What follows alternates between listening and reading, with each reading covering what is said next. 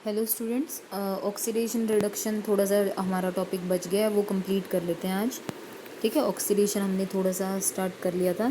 उसमें हमने पहला मेथड देख लिया था, पोटेशियम डाइक्रोमेट एसिडिफाइड के साथ जब हम ऑक्सीडेशन कर रहे हैं तो क्या क्या बन रहा था, या फिर माइल्ड ऑक्सीडाइजिंग एजेंट जब हमने यूज़ किए तो उनको सिर्फ एल्डिहाइड रिड्यूस कर रहा था, कीटोन्स उनको रिड्यूस नहीं कर पा रहे थे। जैसे हमने देखा टोलेंस रिएजेंट और फेलिंग सॉल्यूशन टेस्ट जो हम लैब में भी करते हैं। ठीक है, ये सब हमने किया था। उसके बाद कीटोन्स के केस में हमने पढ़ा था पोपोव्स रूल्स कि अगर अनसिमेट्रिकल कीटोन है तो कीटो ग्रुप या फिर कार्बोनिल ग्रुप किसकी तरफ जाएगा और कौन से दो कार्बोक्सिलिक एसिड जनरेट होंगे, ये यहाँ तक हमने कर लिया था। ठीक है, उसके बाद अब अगला टॉपिक स्टार्ट करें। ठीक है, उसमें आ गया है नेक्स्ट टॉपिक हेलोफोम रिएक्शन। ये हम थोड़ा सा पहले पढ़ चुके हैं, लेकिन आज इसको कंप्लीट पढ़ लेंगे। हमने इसका हाफ पोर्शन वहाँ पढ़ा है जब हम पढ़ रहे थे कि एल्डिहाइड और कीटोन का हेलोजिनेशन जब करते हैं, एसिड कैटेलाइज या फिर बेस इंड्यूस्ड पढ़ा था, तो उसी में बेस इंड्यूस्ड वाले पोर्शन से आगे ये हेलोफोम रिएक्शन कौन से एल्डिहाइड और कौन सी या फिर कौन से कीटोन दे सकते हैं वो पढ़ेंगे। ठीक है, तो बेसिकली पहले हेलोफोम रिएक्शन की डेफिनेशन या फिर कह लो कि कौन इनको देता है, क्या रिएजेंट यूज़ करते हैं, क्या सबस्ट्रेट होना चाहिए, वो पढ़ लेते हैं। तो सबसे पहले ये सिर्फ उन्हीं कीटोन्स के द्वारा दिए जाते हैं जिनमें मिथाइल पार्ट होता है। पहले हमें ये पता होना चाहिए, मिथाइल कीटोन्स ही देंगे इनको। As you can see methyl ketone यानी कि जिनमें ये वाला ग्रुप हो COCH3। ठीक है, हेलोजन लेंगे इन प्रेजेंस ऑफ बेस और ट्रीट करा देंगे। ठीक है, जैसे ही ट्रीट कराते हैं जो कीटोन मॉलिक्यूल है वो ऑक्सीडाइज हो जाता है कार्बोक्सिलिक एसिड में और एक बाय प्रोडक्ट बनता है। वो बाय प्रोडक्ट ही इस रिएक्शन को इसका नेम दे रहा है। क्या बाय प्रोडक्ट है? हेलोफोम बन रहा है CHX3। अब वो एक्स पर डिपेंड करेगा कि तुमने कौन सी हेलोजन लिया। अगर क्लोरीन लिया तो ये क्लोरोफॉर्म कहलाता है। ठीक है, ब्रोमीन लिया तो ब्रोमोफॉर्म, और आयोडीन ली थी हेलोजन अगर यूज़ की थी फॉर ऑक्सीडेशन तो आयोडोफॉर्म बनता है यहाँ पर। ठीक है, बाय प्रोडक्ट। और ये जो बाय प्रोडक्ट बनता है ये करेक्टरिस्टिक यही इसका नाम दे रहा है इस रिएक्शन को।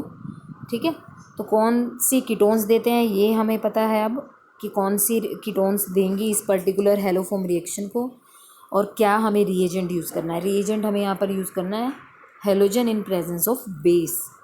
और halogen in presence of base क्या बना लेते हैं? सोडियम हाइपोहेलाइट ये बना लेते हैं। ये फर्दर ट्रीट करता है, एज सच भी दिखा सकते हैं डायरेक्ट कि हेलोजन को हेलोजन के साथ ट्रीट करा इन प्रेजेंस ऑफ बेस, या फिर डायरेक्ट अगर ये भी लिखा हो NaOX तो भी इसका मतलब वो हेलोफॉर्म रिएक्शन ही वो शो करना चाह रहा है। ठीक है, कि कौन सी रिएक्शन हो रही है। ठीक है, तो पहले इसका मैकेनिज़्म देख लेते हैं। तो इसका फर्स्ट जो पार्ट है मैकेनिज़्म का वो हमने हेलोजिनेशन वाले पोर्शन में पढ़ लिया था कि कैसे होगा इसका मैकेनिज़्म, तुम वहाँ से रिकॉल कर सकते हो। ठीक है, लेकिन इन्होंने यहाँ पर डायरेक्ट लिखा है कि बेस प्रोमोटेड या बेस इंड्यूस्ड हेलोजिनेशन कर देंगे। तो यहाँ पर देखो अल्फ़ा हाइड्रोजन 3 हैं, वो तीनों रिप्लेस हो जाएंगी हेलोजन से। हमने लास्ट वीडियो में पढ़ाई था कि जो भी अल्फ़ा हाइड्रोजन है वो रिप्लेस हो जाएंगी। लेकिन बेस के केस में क्या था, अगर वो 2 है तो दोनों से रिप्लेस हो जाएंगी, 3 है तो तीनों रिप्लेस हो जाएंगी। बेस के केस में फर्दर हेलोजिनेशन तब तक होता रहेगा जब तक कि अल्फ़ा हाइड्रोजन प्रेजेंट है। ठीक है, एसिड के केस में सिर्फ मोनो हेलोजिनेशन प्रोडक्ट बन रहा था, सिर्फ एक ही बार हेलोजिनेशन होगा, उसके बाद हेलोजिनेशन नहीं होगा। ठीक है, तो अब ये आगे उसके आगे का पोर्शन समझा रहा है कि आगे कैसे रिएक्शन कंटिन्यू कर जाती है जब ये एंटिटी बन जाती है, तीनों हाइड्रोजन रिप्लेस हो गए हैं। ठीक है, तो उसके बाद जो बेस हमने बेसिक कंडीशन यूज़ कर ही रखी हैं, तो OH negative nucleophilic attack show करेगा कार्बोनिल कार्बन पर इस मॉलिक्यूल के। ठीक है, जो प्रोडक्ट बना था फर्स्ट बेस इंड्यूस्ड हेलोजिनेशन के बाद, उसके ऊपर फर्दर हमारे अगर बेस की कंसनट्रेशन रिएक्शन मिक्सचर में बहुत ज़्यादा है तो वो एज द न्यूक्लियोफाइल अटैक करेगा इस मॉलिक्यूल पर। ठीक है, जैसे ही अटैक करेगा इलेक्ट्रॉन डेंसिटी ऑक्सीजन की तरफ शिफ्ट कर जाएगी। जैसे ही ऑक्सीजन की तरफ शिफ्ट की वो वापस कार्बन की तरफ धकेलना चाहेगा। क्यों धकेलना चाहेगा? क्योंकि यहाँ पर एक गुड लिविंग ग्रुप प्रेजेंट है CXX3। ये जो ग्रुप है ये गुड लिविंग ग्रुप है। क्यों गुड लिविंग है? क्योंकि इस कार्बन के ऊपर 3 हेलोजन एटम लगे हुए हैं। हेलोजन अपनी पीरियोडिक टेबल में सबसे ज़्यादा इलेक्ट्रोनेगेटिव एटम्स होते हैं किसी भी ग्रुप में, ठीक है ना। तो 3 इलेक्ट्रोनेगेटिव एटम है इस कार्बन के ऊपर, तो अगर इसके ऊपर नेगेटिव चार्ज आ गया तो ये इजीली एकोमोडेट कर लेता है, इसलिए ये एक गुड लिविंग ग्रुप है, ठीक है। तो CH3 यहाँ पर एक गुड लिविंग ग्रुप प्रेजेंट है, इसलिए वो निकल जाएगा, ठीक है। जैसे ही वो निकला, यहाँ पर एक प्रोटोन ट्रांसफ़र वो शो कर रहा है, क्योंकि जो कार्बोक्सिलेट आयन है, कार्बोक्सिलेट जो आयन होता है यहाँ पर, जो बाद में इस प्रोटोन ट्रांसफ़र के बाद जो ये बना रहा है, वो इस फॉर्म में ज़्यादा क्यों स्टेबल होता है, क्योंकि वो रेजोनेंस शो करके एक रेजोनेंस हाइब्रिड बना लेता है। ये फॉर्म ज़्यादा स्टेबल होती है किसकी, कार्बोक्सिलेट आयन की। अब ये जो दोनों मॉलिक्यूल मैंने बनाए, एक ऊपर बनाया है ये वाला और एक ये नीचे, अब इन दोनों का एक रेजोनेंस हाइब्रिड बन जाता है, ठीक है। वो क्या होता है, आर नेगेटिव चार्ज यहाँ पर इस तरह से डिस्पर्स दिखा देते हैं, ठीक है। तो ये कार्बोक्सिलेट आयन इस फॉर्म में ज़्यादा अपने आप को स्टेबल महसूस कर रहा है, तो इसलिए यहाँ से ये प्रोटोन ट्रांसफ़र करके उस CH3 नेगेटिव जो एंटिटी निकली थी, गुड लिविंग ग्रुप जिसको मैं कह रही थी, उसको दे देगा और उसको किस में कन्वर्ट कर देगा, हेलोफॉर्म। अब वो क्लोरोफॉर्म भी हो सकता है, जैसे मैंने नाम बताया, अगर क्लोरीन है एक्स, ठीक है, तो इसको इन जनरल नेम क्या है इसका, हेलोफॉर्म, ठीक है। तो ये पूरी रिएक्शन जिसमें पहला स्टेप है बेस प्रोमोटेड हेलोजिनेशन, और उसके बाद जो प्रोडक्ट बनाया उसके ऊपर बेस का अटैक एज ए न्यूक्लियोफाइल, इसको कहते हैं हेलोफॉर्म रिएक्शन। अब नीचे कह रहा है कि हम आइडोफॉर्म टेस्ट ही क्यों करते हैं, हम क्लोरोफॉर्म क्यों नहीं बनाते या फिर ब्रोमोफॉर्म क्यों नहीं, हम आइडोफॉर्म लिखते हैं। जब भी लिखा जाता है कहीं पर किसी भी एल्डिहाइड या कीटोन में, अगर हमें ये पता करना हो कि उसके अंदर ये CH3 वाली एंटिटी प्रेजेंट है या नहीं, तो आइडोफॉर्म टेस्ट किया जाता है भाई। तो आइडोफॉर्म ही क्यों, उसका रीज़न यहाँ उसने इस पैराग्राफ में लिखा है कि जब ब्रोमीन या ब्रोमोफॉर्म और क्लोरोफॉर्म जो बनते हैं वो लिक्विड फॉर्म में बनते हैं, और रिएक्शन मिक्सचर में अगर पहले ही सब कुछ लिक्विड है और अगर तुम्हारा प्रोडक्ट भी लिक्विड बन रहा है, तो हम आइडेंटिफाई ही नहीं कर पाएंगे कि क्लोरोफॉर्म बना है या नहीं बना। होती तो है अलग सी स्मेल क्लोरोफॉर्म की, लेकिन फिर वही बात, क्लोरोफॉर्म बनाने लगे और तुम बेहोश हो गए तो वही बात है। आइडोफॉर्म यहाँ पर एक वो होता है, सॉलिड कंपाउंड बनता है और वो yellow colour, bright yellow colour का बनता है। तो बहुत ज़्यादा क्लियर कट इंडिकेशन ये आ जाता है कि हाँ, हमारे मॉलिक्यूल में ये एंटिटी प्रेजेंट थी, अगर येलो कलर का कंपाउंड बन रहा है। कब, हेलोफॉर्म रिएक्शन कराने पर या आइडोफॉर्म टेस्ट कराने पर। हेलोफॉर्म इन जनरल बोल रहे हैं, आइडोफॉर्म जब आयोडीन यूज़ कर लेंगे, ठीक है ना। तो आइडोफॉर्म टेस्ट ही क्यों करते हैं, क्योंकि आइडोफॉर्म जो बनता है वो एक सॉलिड कंपाउंड बनता है येलो कलर का, तो उससे क्लियर इंडिकेशन ये आ जाता है कि हमारे मॉलिक्यूल में ये एंटिटी प्रेजेंट है, ठीक है। तो आइडोफॉर्म टेस्ट कराने के लिए वही देखो यहाँ पर iodine in presence of NaOH लेते हैं, ठीक है, और लास्ट में बनता क्या है, आइडोफॉर्म। फर्स्ट स्टेप से देखो, फर्स्ट स्टेप से पहले कंप्लीट हेलोजिनेशन शो कर रहा है, दूसरे स्टेप में फिर OH नेगेटिव का यहाँ पर, जैसे अब मैकेनिज्म तो बार बार लिखेगा नहीं, ठीक है। तो सेकंड स्टेप में क्या बनेगा, कार्बोक्सिलेट आयन और साथ में आइडोफॉर्म, ठीक है। अब यहाँ पर ये कह रहा है कि मिथाइल कीटोन्स के अलावा 2 और कंपाउंड इनको शो कर सकते हैं, कौन कौन। एक तो एसीटल्डिहाइड, एसीटल्डिहाइड का फॉर्मूला क्या होता है, ये होता है। तो ये जो एंटिटी यहाँ पर जो मिथाइल कीटोन्स में है वो इसमें भी प्रेजेंट है, तो एसीटल्डिहाइड हेलोफॉर्म टेस्ट या आइडोफॉर्म टेस्ट देता है, ठीक है। और एक मिथाइल कार्बिनोज यानी कि वो अल्कोहल्स जिनमें ये एंटिटी प्रेजेंट होती है, वो भी इसको देते हैं। ये वाली अल्कोहल्स जिनमें इस तरह की एंटिटी प्रेजेंट हो, वो भी हेलोफॉर्म टेस्ट देते हैं, क्योंकि जो हेलोजन होगी वो इसका फर्दर ऑक्सीडेशन करके वही बना देगी, जो क्या बना देगी, मिथाइल कीटोन। इस पोर्शन को ऑक्सीडाइज करके वो इसी में कन्वर्ट कर देती है हेलोजन, ठीक है। तो इसलिए जिन अल्कोहल्स में ये वाला पोर्शन प्रेजेंट होगा वो भी हेलोफॉर्म टेस्ट दे सकते हैं। ऊपर एक बार ये, जैसे इसमें इसने एग्जांपल दिया है कि एसीटल्डिहाइड या फिर इथेनॉल सिर्फ ऐसा प्राइमरी अल्कोहल है जो ये टेस्ट दे सकता है। इथेनॉल का फॉर्मूला क्या होता है,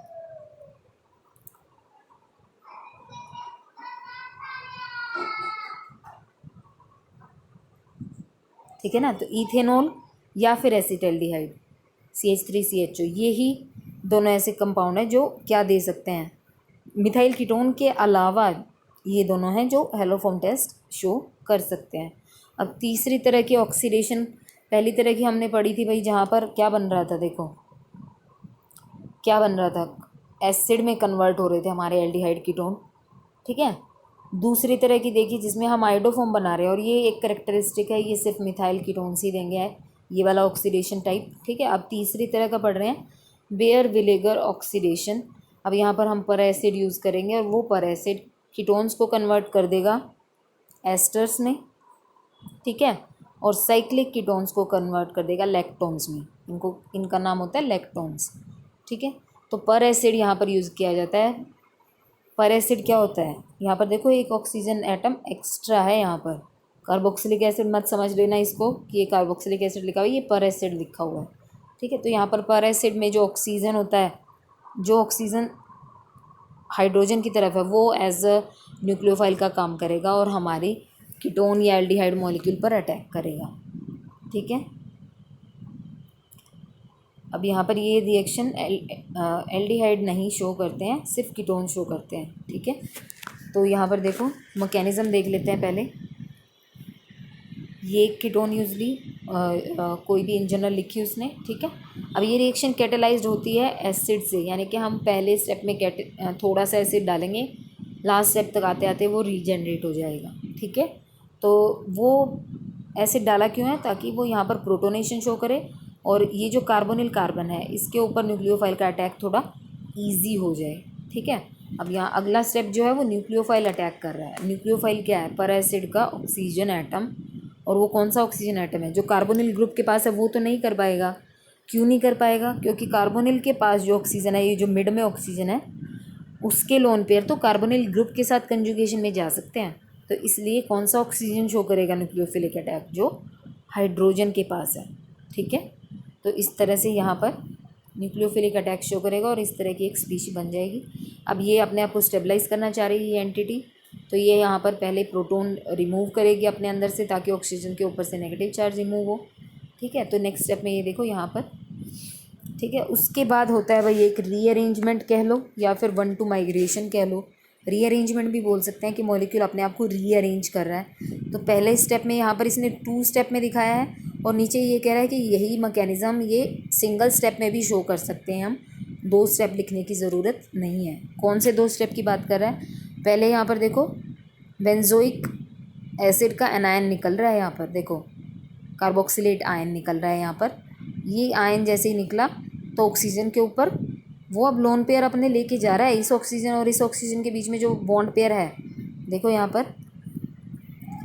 पर दोनों ऑक्सीजन के बीच में जो बॉन्ड पेयर है वो कम्प्लीटली कौन लेके जा रहा है, जो जाने वाली एंटिटी है, लिविंग ग्रुप जो बना है यहाँ पर, वो अपने साथ इन इलेक्ट्रॉन को लेके जा रहा है। तो इसलिए ऑक्सीजन के ऊपर पॉजिटिव चार्ज यहाँ पर देखो जनरेट हो रहा है। पॉजिटिव चार्ज जैसे ही जनरेट हो, अब इलेक्ट्रोनेगेटिव एटम के ऊपर पॉजिटिव चार्ज बिल्कुल भी स्टेबल नहीं होगा, ठीक है। तो यहाँ पर माइग्रेशन शो करेगा 1-2 माइग्रेशन। अब 1-2 का मतलब क्या है, यहाँ पर ये नंबरिंग कैसे कर देते हैं, जिस पोजीशन से ग्रुप जा रहा है उस कार्बन को इन्होंने 1 दिया है और इस ऑक्सीजन को क्या नाम दिया, 2, इसको 1, तो 1 से 2 पे जा रहा है। तो 1-2 शिफ्ट कह लो, 1-2 माइग्रेशन कह लो, या सिंपली रीअरेंजमेंट कह लो। यहाँ पर एक मॉलिक्यूल रीअरेंज कर रहा है अपने आप को, ठीक है। तो जैसे ही आर ग्रुप इसकी तरफ जाएगा, पॉजिटिव चार्ज कार्बन पर आ जाएगा। अब कार्बन पर पॉजिटिव चार्ज फिर भी स्टेबल है, ठीक है ना, क्योंकि उसके पास जो ऑक्सीजन है वो उस पॉजिटिव चार्ज को देखो नीचे स्टेबलाइज भी कर रहा है। फिर फर्दर लास्ट स्टेप में देखो यहाँ पर जैसे ही कार्बन पर पॉजिटिव चार्ज डेवलप हुआ, ऑक्सीजन उसको स्टेबल करना चाहेगा और ऑक्सीजन अपनी लोन पेयर डाल देगा कार्बन की तरफ। अब ऑक्सीजन के ऊपर पॉजिटिव चार्ज, तो यहाँ पर जो लास्ट स्टेप है उसमें ऑक्सीजन अपना ये प्रोटॉन रिलीज़ कर देता है, ठीक है ना। तो इजी है मैकेनिज़्म, इतना कुछ ऐसा स्टेप है नहीं जो ना समझ में आए, फिर भी ध्यान से पढ़ना भाई, खुद से भी पढ़ सकते हो। और नीचे मैं क्या कह रही थी, ये कह रही थी मैं कि यहाँ पर ये 2 स्टेप में दिखाया कि पहले एक एंटिटी निकली, फिर मॉलिक्यूल ने रीअरेंज किया। हम डायरेक्ट भी दिखा सकते हैं, ये ग्रुप सीधा ऑक्सीजन की तरफ शिफ्ट और फिर ये ग्रुप निकल गया, ऐसे भी दिखा सकते हैं।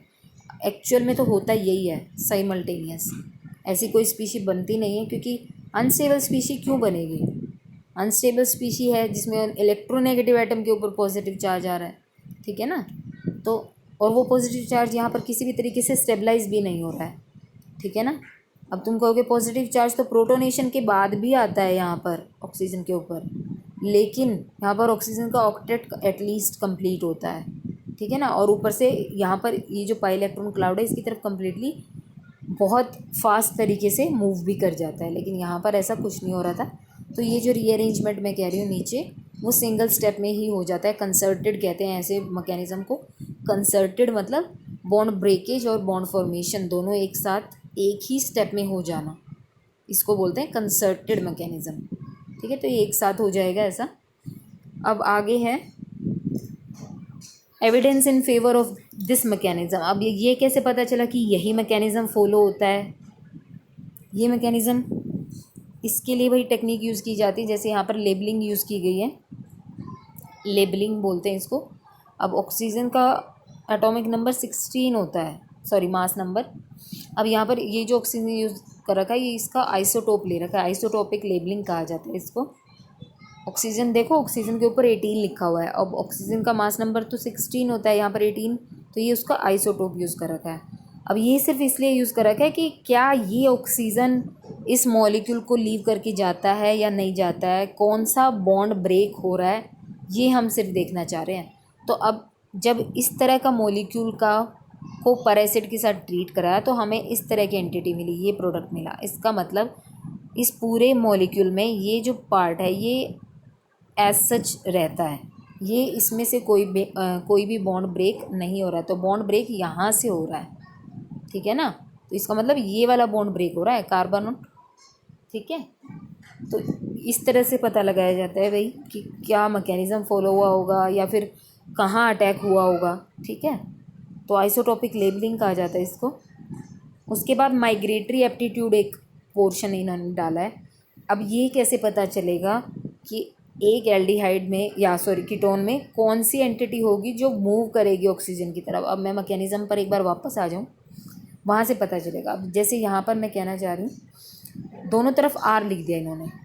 अब ज़रूरी तो नहीं है ना कि हर बार आर ग्रुप दोनों तरफ सेम ही हो, अलग भी तो हो सकता है, ठीक है ना। सिमेट्रिकल कीटोन थोड़ी ना लिया है, ठीक है। तो अनसिमेट्रिकल के केस में क्या होगा, वो डिपेंड करेगा इन दोनों ग्रुप के ऊपर कि कौन माइग्रेट करे। अब दोनों में से कोई भी माइग्रेट कर सकता है, दोनों फ्री हैं। ऐसा नहीं है कि अभी ऐसा तो हो नहीं सकता कि तुम कह दो कि ये पास है ये चला गया। पास इन द सेंस नहीं कह सकते आप, ये मॉलिक्यूल एज सच ऐसे स्क्वायर जैसे तुम देख रहे हो ऐसे थोड़ी ना प्रेजेंट होते हैं।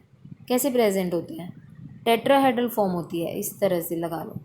कार्बन 4 बॉन्ड बनाता है, तो ये चारों पोजीशन इक्विवेलेंट होती हैं, ठीक है ना। तो यहाँ पर ये जो मैं कह रही हूँ यहाँ माइग्रेशन हो रहा है ये, अब दोनों में से कोई भी ग्रुप जा सकता है आर। अब क्योंकि यहाँ एग्जांपल हमने या इन जनरल लेके चले थे, दोनों आर सेम ले रखे हैं, तो अब माइग्रेटरी एप्टीट्यूड, माइग्रेशन एप्टीट्यूड मतलब कौन अपने आप को पहले सेक्रीफाइस करेगा कि मैं जाऊँगा, तो वो डिपेंड करेगा कौन इजीली अपने इलेक्ट्रॉन को सप्लाई कर सकता है। जो इजीली अपने इलेक्ट्रॉन को ज़्यादा सप्लाई करेगा ऑब्वियस बात है वही इजीली जा पाएगा, ठीक है। तो अब यहाँ पर इन्होंने दो ऑर्डर बना रखे हैं। पहला जो ऑर्डर है ये वाला, ये एल्काइल चेन के लिए, मतलब कि एल्काइल पार्ट में कौन ज़्यादा जल्दी जाएगा। तो इसमें सबसे पहले देखो टर्शरी एल्काइल ग्रुप, मतलब कौन सा ग्रुप जिसपे वो कार्बन एटम जिसपे 3 मिथाइल ग्रुप लगे हुए हैं। यहाँ पर CH3 है, ठीक है, ये भी CH3 है, ये भी CH3 है, और ये अटैच था कार्बोनिल ग्रुप से इस तरह से। तो ये जो ग्रुप जहाँ कहीं भी प्रेजेंट होगा सबसे ज़्यादा माइग्रेटरी एप्टीट्यूड इसका होगा मूव करने का। क्यों? क्योंकि ये सबसे ज़्यादा इलेक्ट्रॉन प्रोवाइड कराएगा, क्योंकि 3 मिथाइल ग्रुप लगे हुए हैं इस कार्बन के ऊपर, ठीक है ना। तो टर्शरी अल्काइल ग्रुप जो होगा, टर्शरी अल्काइल ग्रुप कौन सा हुआ पहले तो तुम्हें ये पता होना चाहिए। CH3, इधर भी CH3 और इधर भी CH3, और यहाँ से ये अटैच था कार्बोनिल ग्रुप से। तो ये जो ग्रुप होगा ये माइग्रेट करेगा सबसे पहले, सबसे ज़्यादा माइग्रेटरी एप्टीट्यूड इसका है। उसके बाद सेकेंडरी अल्काइल ग्रुप कौन सा होगा, देखो CH, यहाँ पर मिथाइल और यहाँ पर भी मिथाइल, ठीक है। तो अब यहाँ ये कार्बोनिल ग्रुप से इस तरह से अटैच था, ठीक है। तो अब इसका दूसरे नंबर पर इसका एप्टीट्यूड सबसे ज़्यादा है कि ये माइग्रेट करेगा। तीसरे पर आ गया भाई फिनाइल C6H5। अब बेंजीन रिंग में क्या होता है, बेंजीन रिंग भी तो इलेक्ट्रॉन प्रोवाइड कराती है थ्रू रेजोनेंस। अब यहाँ पर 2 मिथाइल ग्रुप थे, यहाँ पर 3 थे। फर्स्ट केस में टर्शरी अल्काइल में 3 थे, इसलिए वो सबसे ज़्यादा था। फिर सेकेंडरी अल्काइल ग्रुप में 2 मिथाइल ग्रुप हैं इस कार्बन के ऊपर जो माइग्रेट करेगा, ठीक है। और थर्ड जो उसने लिया है तीसरे नंबर पर आ गया C6H5 ग्रुप, क्योंकि अब ये भी तो रेजोनेंस के थ्रू प्रोवाइड करा सकता है।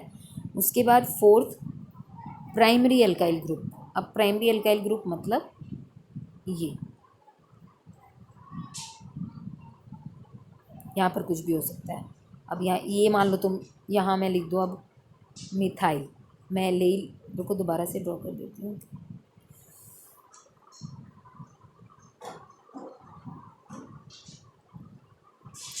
ये एक एग्जांपल ले रहे हैं, मान लो तुम इस कीटोन को ट्रीट करा रहे हो पर एसिड से, हम पढ़ रहे थे बेयर-विलेगर ऑक्सीडेशन, तो कौन सा ग्रुप माइग्रेट करेगा हम ये पढ़ रहे थे।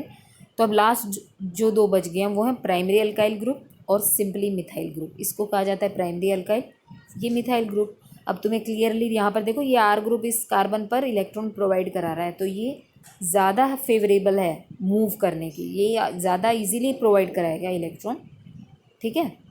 तो ये ग्रुप की का माइग्रेटरी एप्टीट्यूड ज़्यादा है किससे, इस मिथाइल से, ठीक है। तो ये एक चेन जैसा इन्होंने बना दिया है, या फिर इसको ऑर्डर बोल दो कि एक माइग्रेटरी एप्टीट्यूड का ऑर्डर ये होता है, ठीक है। अब नीचे जो एक और लिख रखा है मैंने अंडरलाइन कर रखा है, वो किन के लिए है, जहाँ पर दोनों तरफ बेंजीन रिंग आ जाए तब हमें कंपेयर करना हो। तो अब यहाँ पर तुम्हें क्लियरली दिख रहा है पैरामिथॉक्सी, ऐसा ग्रुप जिसके ऊपर पैरा पोजीशन पर, अब ये यहाँ से तो कार्बोनिल ग्रुप से अटैच्ड है, ठीक है, लेकिन पैरा पोजीशन पर मिथॉक्सी ग्रुप OCH3, ठीक है, OCH3 ग्रुप प्रेजेंट है। या फिर पैरा पोजीशन पर टोलाइल ग्रुप, अब टोलाइल मतलब CH3 सिंपल, ठीक है। यहाँ पर इस पैरा पोजीशन पर मिथॉक्सी ना होकर सिंपली मिथाइल ग्रुप प्रेजेंट हो, या फिर सिर्फ बेंजीन रिंग हो, यहाँ पर पैरा पर कोई ग्रुप ही ना हो, तो तीसरे नंबर पर फिनाइल। और फोर्थ पर देखो पैरा पोजीशन पर इलेक्ट्रोनेगेटिव ग्रुप लगा दिया आपकी बार उसने, यानी कि क्लोरो, ठीक है। तो इलेक्ट्रोनेगेटिव एटम लगा दिया तो मतलब उसका तो एप्टीट्यूड अपने आप ही कम, क्योंकि उसने तो रिंग से इलेक्ट्रॉन ले लिए, तो वो कहाँ से इलेक्ट्रॉन प्रोवाइड कराने देगा, ठीक है ना। तो सबसे लास्ट में क्या है, पैराक्लोरो। और ये समझ में आ गया होगा भाई, आई होप, ठीक है। अब नीचे 2 एग्जांपल दे रखे हैं, या फिर हम पिछले पेज से भी एग्जांपल देख सकते हैं। पहले यहाँ एग्जांपल नहीं दे रखे हैं, हम यहीं देख लेते हैं। देखो यहाँ पर एक एसीटोफिनोन का एग्जांपल लिया है, और एक ये तो नीचे दूसरी बात समझा रहा है। पहले हम एसीटोफिनोन का एग्जांपल पढ़ लेते हैं। एक तरफ है फिनाइल, एक तरफ है मिथाइल। अब हमें इस माइग्रेटरी एप्टीट्यूड से क्या पता है कि फिनाइल का माइग्रेटरी एप्टीट्यूड, माइग्रेशन करने की पावर ज़्यादा है, तो ऑक्सीजन की तरफ जो जाएगा ग्रुप वो ये वाला ग्रुप है, ठीक है। तो अब यहाँ पर देखो ये फिनाइल एसीटेट बन गया है। एस्टर्स की नेमिंग हमने पिछले सेमेस्टर में पढ़ी थी भाई, जो ऑक्सीजन की तरफ ग्रुप लगा होता है उसका नाम सबसे पहले लिखा जाता है, तो फिनाइल। और अब ये एसीटेट पार्ट है COCH3, तो फिनाइल एसीटेट इसका कॉमन नेम है, ठीक है। उसके बाद नीचे एक और एग्जांपल ले रहा है। अब देखो, अब इनमें से भी तुम्हें क्लियर हो रहा होगा, ये जो वाला ग्रुप है ये टर्शरी अल्काइल ग्रुप है, और इधर सिंपली मिथाइल ग्रुप। अब टर्शरी अल्काइल ग्रुप का माइग्रेटरी एप्टीट्यूड ज़्यादा है, तो ऑक्सीजन की तरफ जो शिफ्ट होगा वो यही ग्रुप होगा, ठीक है। तो ये देखो ऑक्सीजन की तरफ यही जाकर अटैच हो गया, और इसका नाम क्या है, टर्शरी ब्यूटाइल एसीटेट। ये जो ग्रुप है इसका कॉमन नेम लिखे हुए हैं, ये टर्शरी ब्यूटाइल ग्रुप लगा हुआ ऑक्सीजन की तरफ, तो पहले उसका नाम लिख दिया। और ये जो COCH3 है इसको क्या कहते हैं, एसीटेट, ठीक है। ऑक्सीडेशन यहाँ पर कंप्लीट हो रहा है भाई, ठीक है। अब रिडक्शन स्टार्ट कर लेते हैं।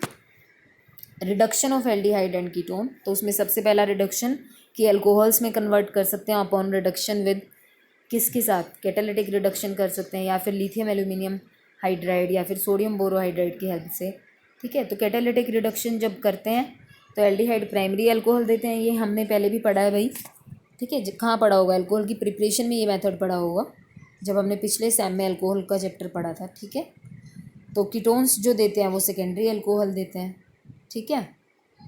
उसके बाद यहाँ पर देखो नीचे लिखा हुआ है कि hydrogenation of carbon carbon double bond is much easier than carbonyl group. अब कार्बन कार्बन डबल बॉन्ड का जो हाइड्रोजिनेशन मतलब इस पे हाइड्रोजन की एडिशन अगर करें, एक तरह से उसी को तो रिडक्शन कह रहे हैं, ठीक है ना। तो इसका रिडक्शन आसान होता है as compared to carbonyl group. तो अगर हम कैटालिटिक रिडक्शन कर रहे हैं तो ये ग्रुप तो साइमल्टेनियसली अगर तुम्हारे एल्डिहाइड मॉलिक्यूल में प्रेजेंट है तो ये साथ के साथ खुद भी रिड्यूस हो जाएगा। ये बात ये समझाने की कोशिश कर रहा है। इसका मतलब अगर alpha beta unsaturated aldehyde ketone लिए हैं, यानी कि carbon carbon double bond conjugation में है कार्बोनिल ग्रुप के साथ, तो जब हम कैटालिटिक रिडक्शन करेंगे यानी कि reduction in presence of a catalyst, यानी कि जैसे हाइड्रोजन इन प्रेजेंस ऑफ निकल, तो इस तरह का जब भी रिडक्शन करेंगे तो ये ग्रुप तो साथ अल्कोहल में रिड्यूस होगा ही होगा, ये एक वाला पोर्शन भी रिड्यूस हो जाएगा कार्बन कार्बन सिंगल बॉन्ड में, ठीक है। जैसे ये यहाँ पर अगले पेज पर एक एग्जांपल लेके भी दिखा रहा है, देखो, ठीक है। अल्फ़ा बीटा अनसैचुरेटेड एल्डिहाइड ले लिया इन्होंने कोई, और कैटालिटिक रिडक्शन तो पूरा मॉलिक्यूल रिड्यूस हुआ है। ऐसा नहीं है कि सिर्फ कार्बोनिल ग्रुप रिड्यूस हो गया है। लेकिन जब हम केमिकली रिडक्शन करेंगे यानी कि कोई रिएजेंट यूज़ करके, जैसे यहाँ पर कैटलिस्ट की हेल्प से नहीं, लिथियम एल्यूमिनियम हाइड्राइड या सोडियम बोरोहाइड्राइड यूज़ करेंगे, तब डिपेंड करेगा हमारे रिएजेंट के ऊपर कि कौन सा लिथियम लिया है, लिथियम एल्यूमिनियम हाइड्राइड लिया है या सोडियम बोरोहाइड्राइड लिया है, ठीक है। तो अब दोनों का नेचर हमें पता है। लिथियम एल्यूमिनियम हाइड्राइड मॉइस्चर को के साथ वॉयलेंट होता है, वो मॉइस्चर में रिएक्ट नहीं कर सकता, हाईली सेंसिटिव होता है, तो हमें उसके लिए एनहाइड्रस रिएजेंट यूज़ करने पड़ते हैं लिथियम के लिए भाई। और सोडियम बोरोहाइड्राइड एप्रोटिक सॉल्वेंट यानी कि वाटर में भी यूज़ किया जा सकता है, और ये थोड़ा सा माइल्ड रिड्यूसिंग एजेंट होता है, और lithium aluminium hydride powerful reducing agent होता है। ये इन दोनों की बातें हम पहले भी पढ़ चुके हैं एल्डिहाइड, जब अल्कोहल की प्रिपरेशन पढ़ रहे थे मेरे ख्याल वहाँ पर, ठीक है। और वहाँ पर इसका मैकेनिज़्म भी बहुत अच्छे से पढ़ा था कि लिथियम एल्यूमिनियम हाइड्राइड किस तरह से रिड्यूस कर देता है एल्डिहाइड कीटोन को अल्कोहल में, हाइड्राइड शिफ्ट होता है H नेगेटिव, ठीक है। तो यहाँ पर ये देखो लास्ट में इसका मैकेनिज़्म शो भी नहीं कर रहा है, क्योंकि ये वही बात कह रहा है कि अल्कोहल के चैप्टर में हम ये पढ़ चुके हैं, ठीक है। तो अब फर्दर वही बात जो ऊपर अभी पढ़ी कि कैटालिटिक रिडक्शन में तो कार्बन कार्बन डबल बॉन्ड भी रिड्यूस हो रहा है अल्फ़ा बीटा अनसैचुरेटेड मॉलिक्यूल में, लेकिन यहाँ पर डिपेंड करेगा कि तुमने क्या यूज़ किया है। Lithium aluminium hydride alpha beta unsaturated molecule के सिर्फ कार्बोनिल ग्रुप को रिड्यूस करेगा, डबल बॉन्ड को रिड्यूस नहीं कर रहा है, देखो, ठीक है। लेकिन सोडियम बोरोहाइड्राइड जो है वो डबल बॉन्ड को भी रिड्यूस कर रहा है, लेकिन प्रोडक्ट मेजर कौन सा है जिसमें सिर्फ कार्बोनिल ग्रुप रिड्यूस हुआ है। लेकिन चांस तो है ना, यहाँ पर देखो दूसरा मॉलिक्यूल भी बनाया है, लिथियम एल्यूमिनियम हाइड्राइड में कोई दूसरा मॉलिक्यूल नहीं बना है। इसका मतलब लिथियम एल्यूमिनियम हाइड्राइड स्पेसिफिकली सिर्फ कार्बोनिल ग्रुप को रिड्यूस करेगा, कार्बन कार्बन डबल बॉन्ड को रिड्यूस नहीं करेगा, ठीक है। तो ये हुआ भाई रिडक्शन टू अल्कोहल कर रहे हैं जब, ठीक है। अब दूसरा एक मेथड अल्कोहल में ही कन्वर्ट करने का, ये हम बार बार पहले भी पढ़ चुके हैं, इसका अपोजिट भी पढ़ चुके हैं। ओपन एयर ऑक्सीडेशन पढ़ा था, मिर्विन पॉन्ड्रोफ वर्ले रिडक्शन, इसका ही अपोजिट है ओपन एयर ऑक्सीडेशन, ठीक है। इसी चैप्टर में पढ़ा था वो भी हमने। तो एमपीवी रिडक्शन बार बार पढ़ चुके हैं। कीटोन्स की रिडक्शन के लिए स्पेसिफिकली यूज़ किया जाता है, आइसोप्रोपाइल अल्कोहल लेना होता है एक्सेस में इन प्रेजेंस ऑफ आइसोप्रोपोक्साइड, एल्यूमिनियम आइसोप्रोपोक्साइड, ठीक है। तो बनता क्या है, सेकेंडरी अल्कोहल में कन्वर्ट हो जाती है हमारी कीटोन, और साइड में acetone as a by product भी बनता है, ठीक है। अब यहाँ पर देखो फिर वही बात, हम एमपीवी रिडक्शन यूज़ करने का बेनिफिट क्या है कि ये सेलेक्टिव मेथड है, क्योंकि ये डबल बॉन्ड्स को रिड्यूस नहीं करेगा, उनको अटैक नहीं करेगा। तो हमें अगर किसी अनसैचुरेटेड एल्डिहाइड या कीटोन को रिड्यूस करना है और उसको उससे अनसैचुरेटेड अल्कोहल ही बनानी है, तो हम क्या करेंगे, हम यूज़ करेंगे एमपीवी रिडक्शन का मेथड, या फिर हम लिथियम वाला मॉलिक्यूल भी यूज़ कर सकते हैं, क्योंकि वो भी तो अल्फा बीटा अनसैचुरेटेड मॉलिक्यूल को रिड्यूस नहीं कर रहा है, ठीक है। अब उसके बाद आ जाता है भाई रिडक्शन टू हाइड्रोकार्बन। इसका मतलब जो कार्बोनिल ग्रुप है उसका रिडक्शन CH2 ग्रुप में, ठीक है। इस तरह का रिडक्शन अब पढ़ेंगे। 3 मेथड है इसके, क्लेमेंशियन रिडक्शन, वॉल्किस्नर रिडक्शन या फिर रिडक्शन विद रेड फॉस्फोरस। ठीक है, तो पहले क्लेमेंशियन पढ़ लेते हैं, जिसमें एल्डिहाइड या कीटोन के मॉलिक्यूल को ट्रीट कराएगा जिंक के साथ। जिंक को एज सच ना लेके जिंक का अमलगम ले लिया उसने, यानी कि मरकरी में उसका सॉल्यूशन बनाया।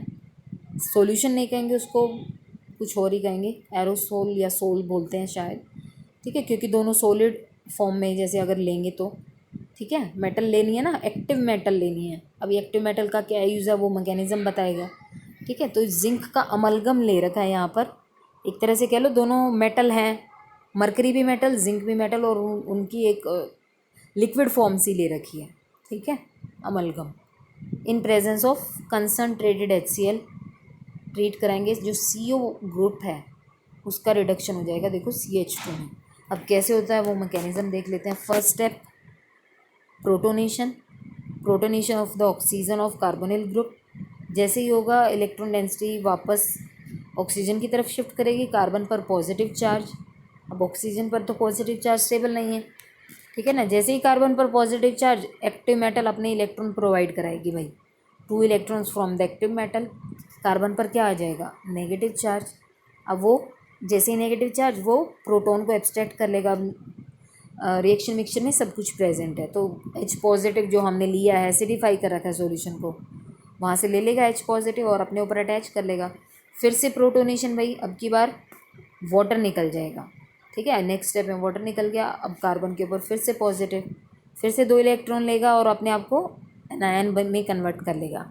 और फिर लास्ट स्टेप में फिर से प्रोटॉन एब्स्ट्रैक्ट कर लेगा, अपने ऊपर अटैच करके स्टेबल कर लेगा खुद को, और किस में कन्वर्ट हो जाएगा, हाइड्रोकार्बन। ठीक है, तो आसान है मैकेनिज्म क्लेमेंशियन रिडक्शन का। ठीक है, उसके बाद वोल्फ-किर्चनर रिडक्शन। अब इस केस में देखो यहाँ पर क्या लेगा, हाइड्राजीन के साथ ट्रीट कराएगा। पहले उस मॉलिक्यूल को हाइड्राजोन में कन्वर्ट करेगा। हाइड्राजोन जैसे हमने पढ़ाई था अमोनिया डेरिवेटिव्स के टाइम पर, ये रिएक्शन पढ़ी थी भाई। हाइड्राजीन के साथ जब एल्डिहाइड कीटोन को रिएक्ट करेंगे तो न्यूक्लियोफिलिक एडिशन होगा इस मॉलिक्यूल का, और क्या बनेगा, हाइड्राजोन बनता है। तो इस हाइड्राजोन को बनाने के बाद उसको ब्रेक करना है with the help of a strong base, जैसे यहाँ पर KOH लेगा, और साथ में एक हाई बॉइलिंग सॉल्वेंट लेना पड़ेगा। हाई बॉइलिंग सॉल्वेंट क्या होता है, मतलब जो हाइयर टेम्परेचर पर जाकर बॉयल हो, तो मतलब वो रिएक्शन मिक्सचर को हमें यहाँ पर हीटिंग भी करनी है, तो हीटिंग करने के लिए एक ऐसा सॉल्वेंट डाल देंगे जो रिएक्शन मिक्सचर को बॉयल ना होने दे जल्दी।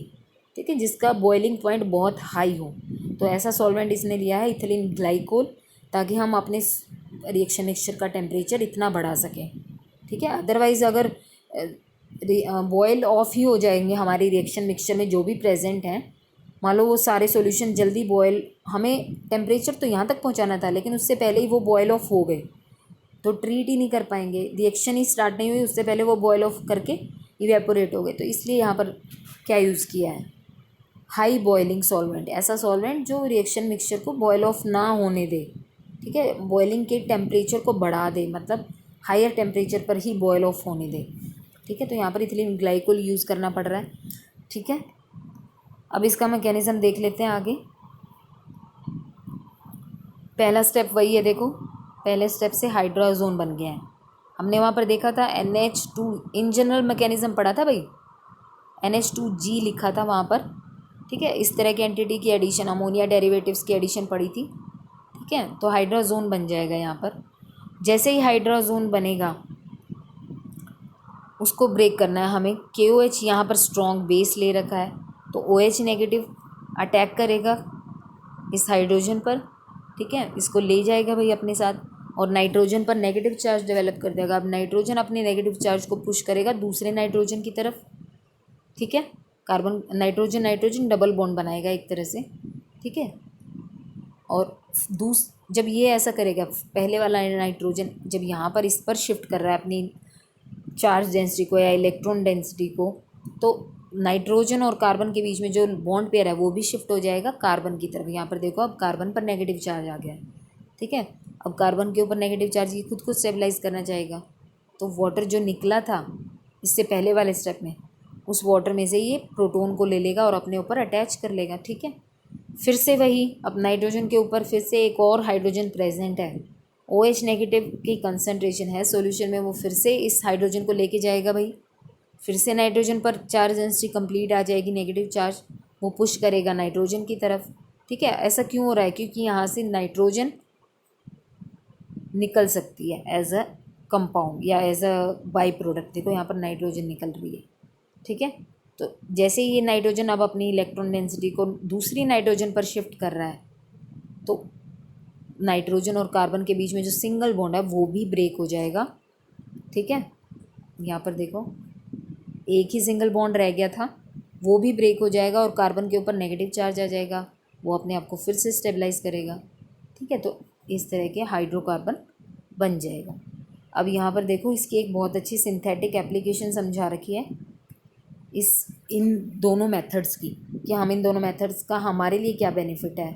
दोनों तरीके से कर सकते हैं, यहाँ पर देखो दोनों तरीके लिखे हुए हैं, लेकिन हमारे लिए बेनिफिट क्या है कि कहाँ हमें बहुत अच्छे से काम आया, तो उसके लिए एक एग्जांपल ले रखा है। अब हम ये आइसोब्यूटाइल ग्रुप जो है उसको अटैच करना चाहते हैं इस बेंजीन रिंग पे, तो हमने आइसोब्यूटाइल क्लोराइड लिया भाई। ये किस चीज़ का एग्जांपल है? फ्रीडल क्राफ्ट एल्काइलेशन का एग्जांपल है। और क्या समझाने की कोशिश कर रहा है वो एक बार देख लेते हैं, कि हम ये वाला जो ग्रुप है ना, ये इसको एज सच रिंग से जोड़ना चाहता है, तो यहाँ इस कार्बन से अटैचमेंट कराना चाहता है, मतलब कि आइसोब्यूटाइल पार्ट ही ऐड करना चाह रहा है, ना कि टर्शरी ब्यूटाइल। ठीक है, अब देखो हो क्या रहा है, जब हम डायरेक्ट अल्काइलेशन करते हैं तो ये जो अटैचमेंट यहाँ से होना चाहिए था इस रिंग पर, यहाँ से नहीं हो रहा है। क्यों नहीं हो रहा है? क्योंकि जैसे ये एनाहाइड्रस, अब मैं यहाँ पर देखो क्या बनता है भाई, यहाँ पर हम कार्बोकेटायन जनरेट करते हैं। अब AlCl3 एक मॉलिक्यूल होता है, ठीक है, वो इस हैलोजन को अपने साथ लेके जाता है, यहाँ कार्बन के ऊपर पॉजिटिव चार्ज, कार्बोकेटायन तो यही बनता है आइसोब्यूटाइल, लेकिन ये कार्बोकेटायन इसके ऊपर जाकर अटैच होने से पहले अपने आप को एक स्टेबल कार्बोकेटायन में कन्वर्ट कर लेता है। क्यों क्यों कर लेता है? क्योंकि वो ज़्यादा स्टेबल है। अब ये जो बना है यहाँ पर पॉजिटिव चार्ज इस कार्बन पर, ये प्राइमरी कार्बोकेटायन है। अब प्राइमरी के मुकाबले टर्शरी बहुत ज़्यादा स्टेबल होता है, ये हमें पता है। तो यहाँ से एक मिथाइल ग्रुप शिफ्ट कर जाता है इस कार्बन पर। अब मैं अगर थोड़ा सा ड्रॉ करके समझाऊंगी तो शायद तुम्हें ज़्यादा अच्छे से समझ आए। CH, यहाँ पर 2 मिथाइल ग्रुप लगे हुए हैं भाई, ये कार्बोकेटायन जनरेट होता है। अब ये कार्बोकेटायन बेंजीन रिंग पर जाकर अटैच हो उससे पहले ये अपने आप को रीअरेंज कर लेता है। कैसे? ये जो मिथाइल पार्ट है वो इसकी तरफ शिफ्ट कर जाता है और पॉजिटिव चार्ज इस कार्बन पर आ जाता है। अब यहाँ पर जब पॉजिटिव चार्ज आएगा इस सेंट्रल कार्बन पर, तो ये टर्शरी कार्बोकेटायन बन गया है। ठीक है, और यहाँ पर पॉजिटिव चार्ज होने से ये क्या बन जाता है? प्राइमरी। अब प्राइमरी के मुकाबले टर्शरी बहुत ज़्यादा स्टेबल होता है, तो ये एडअप होने से पहले टर्शरी में कन्वर्ट हो जाता है। तो हमें जो आइसोब्यूटाइल बेंजीन मिलना चाहिए था उसकी बजाय क्या मिल जाता है? टर्शरी ब्यूटाइल बेंजीन मिलता है, यानी कि अटैचमेंट इस सेंटर कार्बन से होती है, इस वाले कार्बन से। ठीक है ना कि प्राइमरी जो बना था उससे अटैचमेंट नहीं हो पाती। तो हम एज सच कभी भी जब भी हम डायरेक्ट एल्काइलेशन करेंगे तो ये एंटिटी हम कभी नहीं ये आइसोब्यूटाइल बेंजीन हम कभी नहीं बना सकते। हमें हमेशा क्या मिलेगा? टर्शरी ब्यूटाइल बेंजीन, क्योंकि वो स्टेबल फॉर्म में कार्बोकेटाइन को कन्वर्ट करके फिर एडिशन शो करता है। ठीक है ना, तो हम ये किस तरीके से बना सकते हैं उसका एक एग्जांपल यहाँ, उसकी किसकी हेल्प ले रहे हैं हम? क्लेमेंशन रिडक्शन की कह लो या फिर वोल्फ-किर्चनर रिडक्शन की। देखो यहाँ पर इसने एंटिटी ही बदल दी। अब की बार ये फ्रीडल क्राफ्ट एल्काइलेशन कराने की बजाय फ्रीडल क्राफ्ट असाइलेशन कराएगा। क्या किया इसने? देखो यहाँ पर इस तरह की स्पीशी ली कि यहाँ पर जो CH2 था उसकी जगह कार्बोनिल ग्रुप लिया, यानी कि COCl, क्या बोलेंगे इनको, एसिड क्लोराइड ले लिया। अब एसिड क्लोराइड से एसाइलेशन कर देंगे। ठीक है ना, अब ये यहाँ से Cl नेगेटिव हटेगा और ये एंटिटी क्या हो जाएगी? पूरी की पूरी इस बेंजीन रिंग पर अटैच हो जाएगी। ये देखो यहाँ पर हो गई है। ठीक है ना, फ्रीडल क्राफ्ट असाइलेशन करा दिया। अब हमें स्पेसिफिकली सिर्फ इस कार्बोनिल ग्रुप को CH2 में कन्वर्ट करना है, तो 2 तरीके हैं, क्लेमेंशन रिडक्शन कर दो या फिर वोल्फ-किर्चनर रिडक्शन। तो इस तरह से यहाँ पर देखो जैसे ये रिडक्शन होगा, ये एंटिटी देखो जो हम बनाना चाह रहे थे आइसोब्यूटाइल बेंजीन, जो हम फ्रीडल क्राफ्ट अल्काइलेशन से नहीं बना पाए, वो हम फ्रीडल क्राफ्ट असाइलेशन कराकर और फिर रिडक्शन कराकर हम बना सकते हैं। ठीक है, तो ये इसकी सिंथेटिक एप्लीकेशन एक समझा रखी है कि कहाँ ये अच्छे से हम यूज़ कर सकते हैं इस मेथड को। ठीक है, तो अब तीसरा मेथड जिसमें हम कार्बोनिल ग्रुप को CH2 में कन्वर्ट करें, वो with the help of red phosphorus at a elevated temperature of 423 kelvin. मतलब रेड फॉस्फोरस के साथ भी हम इस तरह का रिडक्शन शो कर सकते हैं एल्डिहाइड और कीटोन्स के साथ। ठीक है, तो अब हमने रिडक्शन पहले पढ़ा अल्कोहल्स में कन्वर्ट कर रहे थे भाई रिडक्शन, दूसरा पढ़ा जिसमें हम CH2 एंटिटी में कन्वर्ट कर रहे हैं कार्बोनिल ग्रुप को। अब तीसरा है बाई मॉलिक्यूलर रिडक्शन, यानी कि दो मॉलिक्यूल्स का reduction in presence of magnesium as an active metal यहाँ पर ले रखा है, मैग्नीशियम का भी अमलगम लेगा। ठीक है, बाई मॉलिक्यूलर रिडक्शन, और यहाँ पर बनेंगे क्या, ग्लाइकोल्स। ग्लाइकोल क्या होते हैं, डाईहाइड्रिक एल्कोहल्स को ग्लाइकोल कहते हैं क्योंकि उनका स्वीट नेचर होता है। ठीक है, जो ग्लाई वर्ड आया वो स्वीट को दिखाता है। ठीक है, तो यहाँ पर सिमेट्रिकल ग्लाइकोल्स बनते हैं। सिमेट्रिकल मतलब एक जैसा नेचर होगा अगर उनको बीच में से कट कर दिया जाए, उनको पीनाकोल्स भी कहते हैं। पीनाकोल्स और पीनाकोलोन रीअरेंजमेंट भाई हमने अल्कोहल के चैप्टर में पढ़ा था। ठीक है, तो अब जैसे यहाँ पर देखो एसीटोन का एग्जाम्पल ले रहा है, एसीटोन का एग्जाम्पल देखो यहाँ पर इसने लिया है।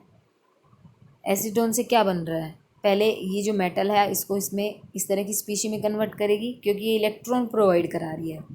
ठीक है, और बाई मॉलिक्यूलर रिडक्शन एक तरह से कह लो फ्री रेडिकल मैकेनिज्म यहाँ पर फॉलो हो रहा है। देखो नीचे दिखाएगा भी फ्री रेडिकल मैकेनिज्म। ठीक है, तो लास्ट में बन क्या रहे हैं, देखो पीनाकोल, पीनाकोल्स। अब सिमेट्रिकल का मतलब ये है कि अगर इनको सेंटर से कट कर दिया जाए तो वही मॉलिक्यूल ऊपर है, सेम एंटिटी नीचे है, बिल्कुल सिमेट्रिकल होते हैं। ठीक है, अब इसका मैकेनिज्म देखो, वही जो मैं कह रही थी कि एक्टिव मेटल जो अपने इलेक्ट्रॉन प्रोवाइड कराएगी और फ्री रेडिकल मैकेनिज्म है, तो इस तरह की एंटिटी एक बीच में बनेगी और वो एंटिटी फिर अपॉन हाइड्रोलिसिस यहाँ से टूट जाएगी और क्या दे देगी, पीनाकोल्स दे देगी। ठीक है, अब यहाँ पर रिडक्शन भी कंप्लीट हो गया है। उसके बाद एक अलग से नेम रिएक्शन भाई हमने पहले भी पढ़ी हुई है 12th में, कैनिज़ारो रिएक्शन।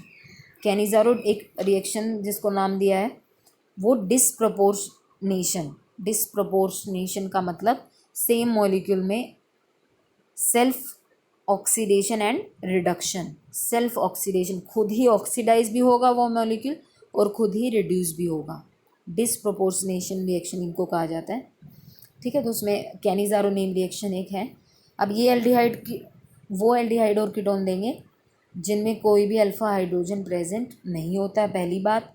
और दूसरा, जो एल्डिहाइड में एल्डोल कंडेंसेशन में क्या कर रहे थे, डाइल्यूट एल्कली ले रहे थे, यहाँ पर कंसनट्रेटेड एल्कली लेना है। ठीक है, कंसनट्रेटेड लेना पड़ेगा हमें एल्कली सॉल्यूशन। NaOH की देखो 50% कंसनट्रेशन लिखी हुई है। अब यहाँ पर क्योंकि ये सेल्फ ऑक्सीडेशन और रिडक्शन है तो ऐसा तो नहीं है कि एक ही मॉलिक्यूल से हो जाएगा, तो इसमें क्या होगा, एक मॉलिक्यूल सेम कंपाउंड का रिड्यूस होगा और दूसरा मॉलिक्यूल ऑक्सीडाइज होगा। जो रिड्यूस होगा, एल्डिहाइड रिड्यूस होकर क्या देते हैं, अल्कोहल देते हैं, तो एक मॉलिक्यूल तो अल्कोहल में कन्वर्ट हो जाएगा और दूसरा मॉलिक्यूल एल्डिहाइड ऑक्सीडाइज और फाइनली क्या देते हैं, कार्बोक्सिलिक एसिड, तो दूसरा मॉलिक्यूल कार्बोक्सिलिक एसिड देगा। अब यहाँ पर देखो फॉर्मेल्डिहाइड लेके चल रहा है दो मॉलिक्यूल, एक से तो क्या बना, अल्कोहल, दूसरे से क्या बना, एसिड। ठीक है, तो इस रिएक्शन का नाम है कैनिज़ारो रिएक्शन। ठीक है, अब यहाँ पर देखो नीचे ये एग्जांपल पढ़ने से पहले इसका मैकेनिज्म देख लेते हैं। ठीक है, यहाँ पर भी देखो सबसे पहले तो न्यूक्लियोफिलिक अटैक हो रहा है एक तरह से, देखो OH नेगेटिव स्पीशी का कार्बोनिल कार्बन पर। जैसे ये होगा उसके बाद होगा भाई एक शिफ्ट, हाइड्राइड शिफ्ट कह लो उसको या हाइड्राइड ट्रांसफ़र कह लो। ठीक है, देखो सबसे पहले तो क्या हो रहा है, OH negative as a nucleophile, OH negative की कंसनट्रेशन ज़्यादा या फिर कंसनट्रेटेड फॉर्म में लिया ही इसलिए है कि वो एज अ न्यूक्लियोफाइल का काम करे, अदरवाइज तो सिर्फ उसको एल्कली की फॉर्म में यानी कि डाइल्यूट अगर ले लेंगे तो वो एज ए स्ट्रॉन्ग न्यूक्लियोफाइल का काम नहीं कर पाएगा। ठीक है ना, तो इसलिए कंसनट्रेटेड फॉर्म में लेना है हमारे बेस को या एल्कली को।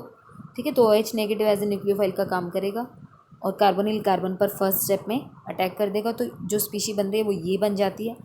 अब ये जो स्पीशी बनती है ये खुद को एसिड में कन्वर्ट करेगी। कैसे? उस ऑक्सीजन पर जो नेगेटिव चार्ज यहाँ पर शिफ्ट हुआ था फर्स्ट स्टेप से, वो वापस कार्बन की तरफ आएगा और हाइड्रोजन H पॉजिटिव की बजाय H नेगेटिव की तरह यहाँ पर निकलेगा। देखो हाइड्रोजन अपने बॉन्ड पेयर को लेके जा रहा है तो H नेगेटिव की तरह अटैक करेगा। अब ये H नेगेटिव दूसरे मॉलिक्यूल पर क्या करेगा? न्यूक्लियोफाइल की तरह काम कर रहा है। ठीक है, दूसरे मॉलिक्यूल पर अटैक करेगा। देखो हाइड्राइड शिफ्ट कह लो इसको, शिफ्ट नहीं कहना चाहिए, हाइड्राइड अटैक एक तरह से कहना चाहिए। ठीक है, दूसरे मॉलिक्यूल पर हाइड्राइड एज ए न्यूक्लियोफाइल का अटैक कर रहा है यहाँ पर। ठीक है, तो इस तरह से दूसरे मॉलिक्यूल पर H negative entity as the nucleophile add up हो जाएगी। तो जो पहला मॉलिक्यूल था वो तो कन्वर्ट हो गया किस में? कार्बोक्सिलेट आयन में। और दूसरा किस में? दूसरा रिड्यूस हो गया एक तरह से कह लो, क्योंकि H एंटिटी ऐड हुई है। हाइड्रोजन ऐड करने को क्या कहते हैं? रिडक्शन। ठीक है, तो दूसरा मॉलिक्यूल था सेम कंपाउंड का वो क्या हो गया? रिड्यूस। ठीक है, अब उसके बाद देखो यहाँ पर इस फॉर्म को स्टेबलाइज करने के लिए फिर वही कार्बोक्सिलेट आयन ज़्यादा स्टेबल होता है as compared to this entity. अब नेगेटिव चार्ज यहाँ पर ज़्यादा स्टेबल नहीं है इस ऑक्सीजन पर, वो यहाँ पर ज़्यादा स्टेबल रहेगा। क्यों? क्योंकि यहाँ पर 2 ऑक्सीजन है, वो अपने ऊपर उस नेगेटिव चार्ज को अकोमोडेट कर लेंगे, शिफ्ट कर लेंगे या फिर रीअरेंज सा कर लेंगे। ठीक है, क्योंकि कार्बोक्सिलेट आयन किस तरह से अपने आप को बार बार बताया है। ठीक है, ये इस तरह से नेगेटिव चार्ज डिस्पर्स हो जाएगा और यहाँ पर क्या ऑक्सीजन पर लोकेटेड है। ठीक है, तो यहाँ पर ये जो प्रोटॉन ट्रांसफ़र होता है ना इसके बाद वो इसलिए होता है। ठीक है, तो प्रोटॉन शिफ्ट कर जाएगा इस कार्बोक्सिलेट मॉलिक्यूल से, कार्बोक्सिलिक एसिड से यहाँ पर आ जाएगा दूसरी स्पीशी पर, और दूसरी स्पीशी किस में कन्वर्ट हो जाएगी? अल्कोहल में, और पहली सॉल्ट बना लेगी किसका? कार्बोक्सिलेट आयन का। ठीक है, सोडियम सॉल्ट बना लेगी। ठीक है, तो आसान है मैकेनिज़्म। हाइड्राइड शिफ्ट तुम्हें याद रखना है और पहला स्टेप एज OH नेगेटिव वो भी एक न्यूक्लियोफाइल की तरह अटैक करेगा। ठीक है, तो अब यहाँ पर ये जो हो रहा था देखो, अब ये नीचे वाले एग्जाम्पल पढ़ लेते हैं।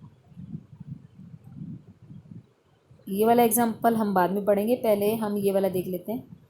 ठीक है, CHO देखो, CHO एल्डिहाइड ग्रुप। अब एक मॉलिक्यूल में तो ये क्या होगा? कार्बोक्सिलेट आयन के सॉल्ट में कन्वर्ट हो जाएगा और दूसरे में CH2OH में। वही हुआ है देखो, एक में इसका रिडक्शन, रिड्यूस्ड फॉर्म ये वाली, ऑक्सीडाइज्ड फॉर्म ये वाली। ठीक है, COO negative Na positive salt बनाता है। ठीक है, अब आगे देखो, क्रॉस्ड कैनिज़ारो, जैसे एल्डोल कंडेंसेशन में क्रॉस एल्डोल हो रहा था, वैसे ही यहाँ पर भी क्रॉस कैनिज़ारो भी हो सकता है। यानी कि हम सेम, जैसे अभी तक मैं क्या कह रही थी कि सेम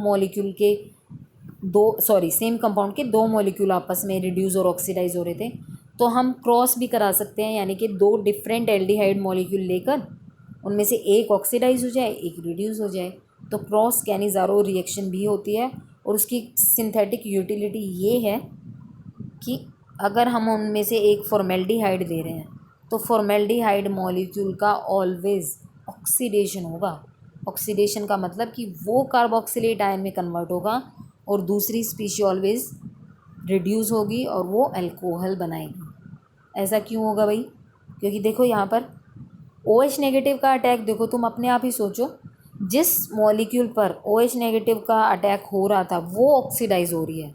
ठीक है ना, अब मैकेनिज्म को फिर से थोड़ा सा ध्यान से देखो, यहाँ पर OH नेगेटिव का इस मॉलिक्यूल पर अटैक हुआ था तो ये इसमें कन्वर्ट हुई, फिर ये देखो ये किस में कन्वर्ट हुई? कार्बोक्सिलेट आयन में, या कह लो इसका ऑक्सीडेशन हुआ। तो OH नेगेटिव आयन का अटैक अब इन दोनों में से किसके ऊपर ज़्यादा फेवरेबल है? अब जहाँ पर कार्बन के ऊपर पॉजिटिव चार्ज ज़्यादा होगा वहीं पर तो होगा। अब यहाँ पर देखो, फॉर्मेल्डिहाइड में मैं थोड़ा सा ड्रॉ करके बता देती हूँ। फॉर्मेल्डिहाइड में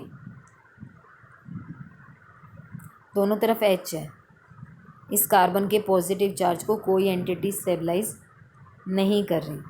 ठीक है, तो OH नेगेटिव का अटैक मोस्ट प्रोबेबल इस पे है। ऐसा क्यों कह रही हूँ मैं?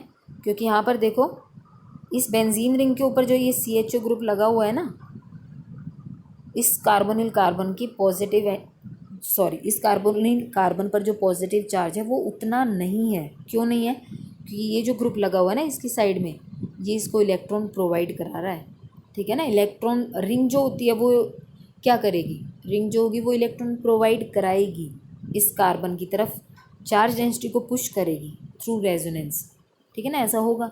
तो इसलिए ऐसा इसका रीज़न है ये कि फॉर्मेल्डिहाइड का ही मॉलिक्यूल क्यों ऑक्सीडाइज हो रहा है, ये वाला मॉलिक्यूल क्यों ऑक्सीडाइज नहीं हो रहा है, ये रिड्यूस क्यों हो रहा है, क्योंकि जो OH नेगेटिव का अटैक होगा वो इस फॉर्मेल्डिहाइड मॉलिक्यूल पर होने के चांस ज़्यादा हैं। अब हमेशा बेंजीन रिंग तो होगी, क्यों, क्योंकि या तो फॉर्मेल्डिहाइड मॉलिक्यूल कैनिज़ारो रिएक्शन देगा या फिर जिनमें बेंजीन रिंग होगी भाई, अदरवाइज़ तो अगर मिथाइल पार्ट आ गया, एलिफेटिक पार्ट आ गया, तो उनमें तो क्या होंगी, अल्फ़ा हाइड्रोजन्स प्रेजेंट हो जाएंगी, ठीक है ना। तो कैनिज़ारो रिएक्शन या तो फॉर्मेल्डिहाइड मॉलिक्यूल्स देंगे या फिर जिनमें बेंजीन रिंग या फिर एरोमेटिक एल्डिहाइड कह लो एक तरह से, ठीक है। उसके बाद देखो क्रॉस कैनिज़ारो रिएक्शन के बाद इंट्रा मॉलिक्यूलर कैनिज़ारो, मतलब अगर सेम मॉलिक्यूल में दो एल्डिहाइड ग्रुप प्रेजेंट हैं तो वो भी आपस में same molecule intra same with in the molecule, अभी तक जो भी रिएक्शन ऊपर पढ़ रहे थे वो इंटर मॉलिक्यूलर कैनिज़ारो थी, दो मॉलिक्यूल्स के बीच में हो रही थी। अब यहाँ पर तो मॉलिक्यूल भी एक ही है, जैसे यहाँ पर देखो इन्होंने एग्जांपल ग्लाइऑक्सल का लिया है, एक एल्डिहाइड ग्रुप इस तरफ एक इस तरफ, अब इनमें से एक रिड्यूस हो जाएगा एक ऑक्सीडाइज हो जाएगा और देखो क्या बनेगा, ग्लाइकोलिक एसिड, एक तरफ तो CH2OH में कन्वर्ट हो गया और दूसरी तरफ COOH में, ठीक है। ये COOH में एज सच नहीं हुआ है, हमने तो बेस लिया था तो यहीं तक बनेगा, पहले एसिडिफिकेशन के बाद ऐसा हुआ है, देखो यहाँ पर एसिडिफिकेशन भी किया है, ठीक है। अब उसके बाद देखो एक लिमिटेशन और है इस रिएक्शन की, वो लिमिटेशन एक एग्जांपल लेके इन्होंने समझाई है कि कुछ केसेस में, अदरवाइज़ तो हमने क्या पढ़ा है कि सिर्फ वही मॉलिक्यूल कैनिज़ारो रिएक्शन देंगे जिनमें अल्फ़ा हाइड्रोजन नहीं होगा, लेकिन अब तुम कहोगे नीचे जो एग्जांपल ले रखा है यहाँ पर देखो अल्फ़ा हाइड्रोजन है, फिर भी ये क्या कर रहा है, कैनिज़ारो रिएक्शन शो कर रहा है इन presence of base at a elevated temperature of 440, ठीक है। ऐसा क्यों हो रहा है, अब इन्होंने नीचे लिखा है दिस इज़ एक्सेप्शनल बिहेवियर, क्यों, क्योंकि अगर हम बेस की प्रेजेंस में, मान लो बेस की प्रेजेंस में इस मॉलिक्यूल ने इस हाइड्रोजन को निकाल भी दिया और क्या बना लिया, सॉरी मैं फिर से ड्रॉ करके बता रही हूँ, मैं इस मॉलिक्यूल की बात कर रही हूँ, अगर बेस की प्रेजेंस में मान लो ये अल्फ़ा हाइड्रोजन निकल गई तो यहाँ पर देखो CH3 लगा हुआ है, ठीक है, और यहाँ पर नेगेटिव चार्ज आ जाएगा और ये इस तरह से, यही तो कर रहे थे हम एल्डोल कंडेंसेशन में, रिएक्शन यहीं से तो स्टार्ट हो रही थी कि ये अल्फ़ा हाइड्रोजन एब्स्ट्रैक्ट होंगे पहले, ठीक है। तो जैसे ही अल्फ़ा हाइड्रोजन एब्स्ट्रैक्ट होगी भाई ये नेगेटिव चार्ज इस कार्बन पर, ये एंटिटी स्टेबल ही नहीं रहेगी, क्यों स्टेबल नहीं है, क्योंकि दो मिथाइल ग्रुप इसकी तरफ अपने प्लस आई इफेक्ट शो कर रहे हैं, इन दोनों मिथाइल का क्या ग्रुप है, सॉरी क्या इंडक्टिव इफेक्ट है, प्लस आई, ये इस कार्बन की तरफ अपनी इलेक्ट्रॉन डेंसिटी को पुश कर रहे हैं, तो इस नेगेटिव चार्ज को बहुत ज़्यादा इंटेंसीफाई कर रहे हैं, तो इनस्टेबिलिटी आ रही है, तो कोई भी मॉलिक्यूल इनस्टेबिलिटी की तरफ क्यों जाना चाहेगा, तो इसलिए ये जो मॉलिक्यूल है ये बेस की प्रेजेंस में अपने आप को इस तरह से कन्वर्ट करने की बजाय उसी बेस की प्रेजेंस में अपने ऊपर कैनिज़ारो रिएक्शन होने दे रहा है, ठीक है ना, OH नेगेटिव का अटैक होने दे रहा है, OH नेगेटिव का अटैक होगा एक मॉलिक्यूल पर और वो क्या करेगा, एक मॉलिक्यूल खुद को किस में कन्वर्ट कर देगा, कार्बोक्सिलेट आयन में, ठीक है, और दूसरा मॉलिक्यूल क्या हो जाएगा, रिड्यूस, वो अल्कोहल में कन्वर्ट हो जाएगा, ठीक है। तो यहाँ पर देखो कैनिज़ारो रिएक्शन कंप्लीट हो रही है, उसके बाद भाई 2-3 टॉपिक एक्स्ट्रा ही दे रखे थे मैंने, उनके फ़ोटो यहाँ पर नहीं लिए, ठीक है, माइकल एडिशन वगैरह, अगर किसी को इंटरेस्ट है तो वो इस बुक को फॉलो कर सकता है, इसके आगे का पोर्शन तुम्हें खुद करना है। अगर किसी को किसी भी क्वेश्चन में प्रॉब्लम है वो मुझसे व्हाट्सएप पर पर्सनली भी पूछ सकता है और ग्रुप में भी, मुझे कोई फ़र्क नहीं पड़ता, कहीं पर भी पूछो, लेकिन पूछ लो भाई, मुझे थोड़ा सा ये डाउट रहता है कि तुम पता नहीं वीडियो देखते भी हो या नहीं। तो अब एग्ज़ाम आने ही वाले हैं तो तुम्हें ये सारे क्वेश्चंस ट्राई करने हैं, मैंने थोड़े हाईलाइटेड करके कि इस तरह का क्वेश्चन पूछा जा सकता है पेपर में, ठीक है। बाकी मैं प्रीवियस ईयर के क्वेश्चन पेपर भी डालूँगी ताकि तुम्हें थोड़ा आइडिया हो जाए कि किस चैप्टर से किस तरह के क्वेश्चन पूछे जाएंगे, ठीक है। तो मेरी तरफ से एल्डिहाइड कीटोन कंप्लीट हो गया है और मुझे तुम्हारा ऑर्गेनिक का सिर्फ इतना ही पोर्शन कराना था। अमीन्स सोनिका मैम ने स्टार्ट कर दिया है। तो अब एग्ज़ाम के लिए तैयार हो जाओ क्योंकि जुलाई में एग्ज़ाम स्टार्ट हो जाएंगे। ठीक है।